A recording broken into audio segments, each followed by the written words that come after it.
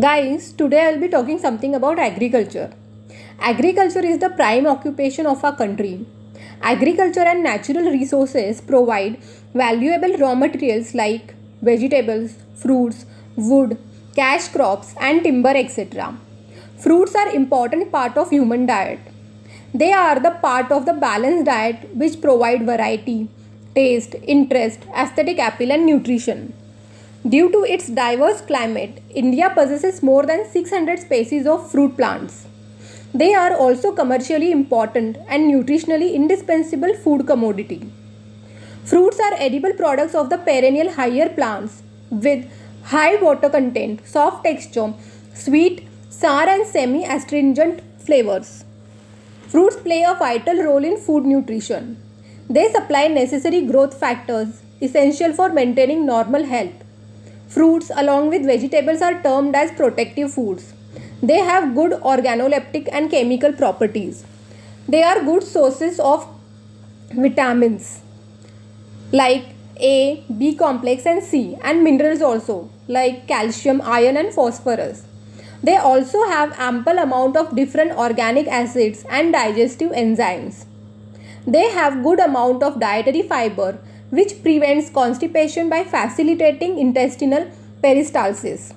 The medicinal properties of fruits are able to treat many ailments like scurvy, night blindness, asthma, fever, anemia, ulcers, etc.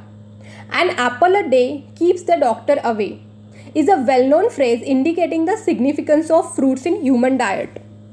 A large amount of underutilized edible fruits exist in various parts of the world like tropical and subtropical regions.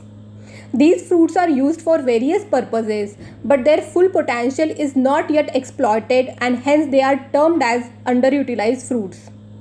A large number of less known species with a high potential of commercial use are yet to be utilized to their full potential.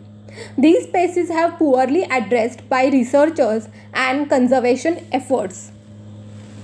The national and international agencies also have paid less attention to them although they have a good economic potential.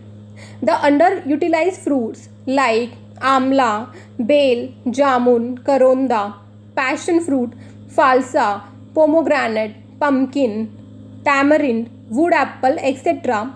are the main sources of livelihood for the poor and also have the potential to overcome the problem of malnutrition. They are mainly used by them in a localized manner. They serve as a good source of nutrition for the poor people. The underutilized fruits are cultivated and harvested in small areas, but they are not commercialized. The indigenous communities located in villages and small parts use these underutilized fruit as a source of food, feed, shelter and medicine. Such underutilized fruits need to be acknowledged, employed and explored for today's and future generation. The underutilized fruits need to be studied and evaluated for their nutritional value and potential uses for various purposes. They can be cultivated to use commercially and can be marketed globally. India has a good variety of agroclimatic conditions and hence a number of underutilized fruits can be planted and harvested for their commercial use. There is a good scope for research by identification and introduction of such plant species in different regions.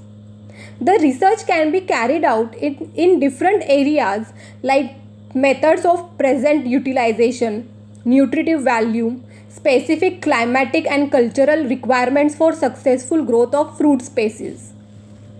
The underutilized fruits are either consumed fresh or after processing in a traditional way. There is a lack of information regarding the storage facilities and nutritive value and this limits the use of underutilized fruits. The potential of underutilized fruits is limited by lack of awareness in the society and lack of relevant capacity within the research community. The current status of such species requires improvement in source mobilization. The research and development of underutilized fruits requires an urgent work to collect baseline information and formulate meaningful indicators to guide future action. The underutilized plant spaces of economic importance can be used as a key for sustainable agriculture in most of the developing countries facing resource constraints as well as rapid depletion of natural resources due to ever increasing population pressure.